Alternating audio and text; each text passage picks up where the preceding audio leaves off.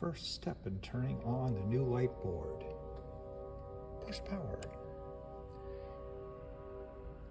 It'll take the board about a minute, maybe a minute and a half to boot up. Quickly get you acclimated. This is the right screen. You will see what look like, well, they describe them as tombstones. They are not populated. We'll be looking at that later. This is the left board, and this shows all of the cues and in order. And running along the bottom, the banner that is in yellow, are all of the faders on your board. In the center, this particular button needs to be set at faders 1 through 40. That will give you the opportunity to do some manual work. Faders 41 through 80 are what I use for creating each of the cues. Once the board is on, don't turn out the lights just yet. Go to the button, go to cue 1, and then press enter. You will see that the tombstones are populating and Q1 is highlighted on the left-hand board. This is the last time you'll need to push enter, because the rest of the time to go to the next cue, you just push this exciting button which takes you to the next cue. And again, you'll see the tombstones are populating and we've gone to Q2. If you need to go back, the square button takes you back, but it's immediate.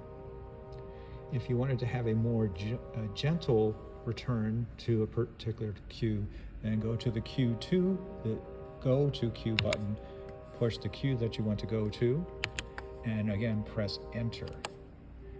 And that will then repopulate to Q1, and all of that is set. For turning off, you go to cue 0, press enter.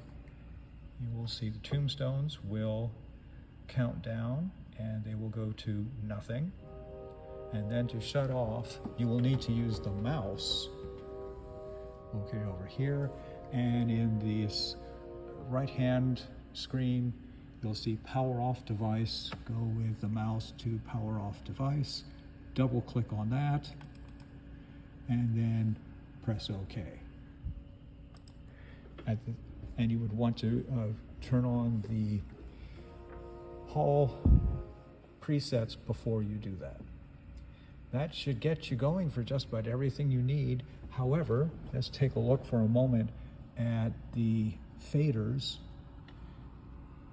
So you can see the old down, new down, organ up front, center chancel, the table, piano, pulpit and lectern is where you probably need to do most of your cues. I have 2 different sets, the choir, rail, organ, center chancel. These all line up with these faders that go across. They are in groups of 5, so it's easy to count it out. But I put the pulpit and the lectern really kind of in the middle so you can quickly get to that, and that can bring up the pulpit or the lectern. And so that is where you're going to find most of your faders that you're going to need to use. There is a second level, and that also lines up with the numbers that are indicate on this banner. Again, if you go to faders 41 through 80, these are the presets that I use, submasters that I use for setting up all of our cues. So you want to make sure that this fader button is turned to faders 1 through 40, then you'll have access to what you need. That should do it.